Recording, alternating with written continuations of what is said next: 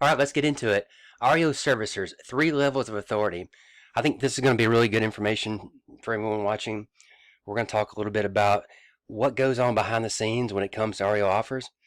And this is something that you're not going to learn really anywhere else, because I can promise you no one's going to talk about it. I've never seen any videos or information on it.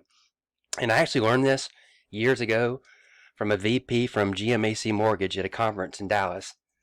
And this has always helped me know and understand kind of what's going on with a lot of these offers, because there's not an REO company out there that's going to tell you, by the way, we have this kind of agreement with our investors, we can only do this. You'll never know that. And not to mention the fact that every single REO offer, counteroffer, or an addendum will have subject to either final management approval or investor approval. You're going to see that on every single addendum out there. It's just standard for the REO business. Okay, so how does the servicer's level of authority affect the REO offer process and response times? Well, basically, the less authority a servicer has, the more policies and procedures they have to go through to get a property under contract. They have less negotiation powers, less signing powers, and they have to seek more approvals, which just takes more time. So a couple of key terms I want you to learn. When we refer to the servicer in the foreclosure industry, the servicer means banks, companies that handle the loan processing. In other words, it's any company that you make your mortgage payment to. That's your servicer. And you'll see from this list here that it's just about every major lender in the country. Wells Fargo, Bank of America, Regions, SunTrust, Fifth Third Mortgage, City Mortgage, Flagstar, Caliber. It even has Ditech, Mr. Cooper.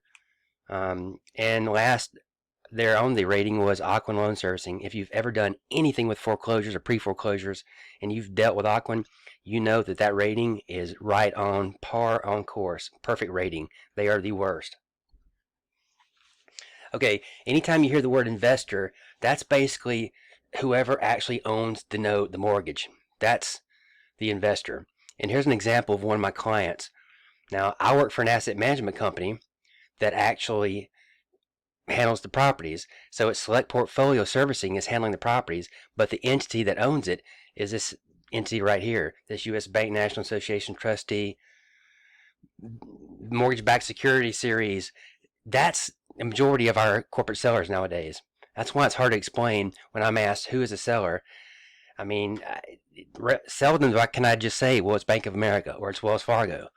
That's not the norm anymore at all. So, trivia question, who's the largest investors in the country? Fannie and Freddie. It's simple. And a couple good tips I will give you. Fannie and Freddie both, if you're either a buyer or an agent and you're looking for foreclosures that are more fixed up, in better condition, more livable condition, more properties that will accept VA or FHA financing, this is the first two I'd go to.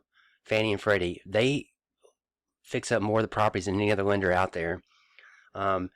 They're very, very big on home stabilization, neighborhood stabilization, bringing back values in the neighborhood. So they rehab a lot. If you're looking for an owner-occupant foreclosure that can be financed, my advice is start with these two companies.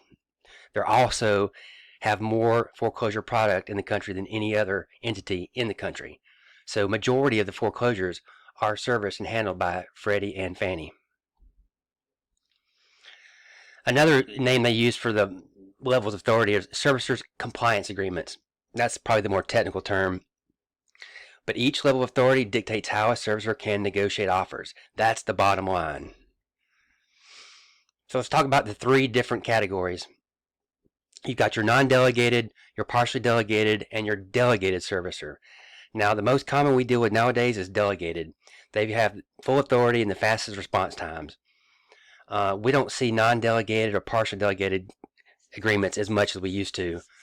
But I can tell you right now, if you have an REO deal or foreclosure deal and it's taking an extended amount of time to get accepted and it's not a Fannie or a Freddie, it could be affected by this right here.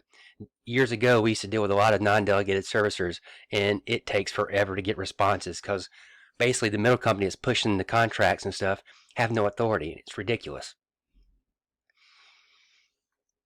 Non-delegated has no authority to make decisions on offers. Every offer must get investor approval no matter how good the offer is. Even if it's full price. It takes a long time.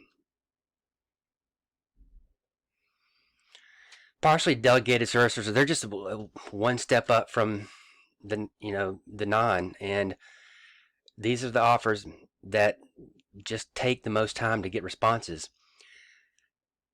Every offer that doesn't fit in their approval bucket, it's got to have investor approval. All this does is just add time. But delegated servicers, these are the most open set of guidelines and generally only subject to investors' final approval once they have negotiated the contract price and terms successfully. Most of the clients we work with nowadays are delegated. And I've only witnessed one case in my entire career, over 18 years and thousands of foreclosures. One time in my entire career, I've seen an offer rejected by an investor that was basically accepted by the servicer. It doesn't happen. I mean, it hardly ever happens. Alright guys, I appreciate it. If you liked the video, please hit the like button, subscribe to my channel.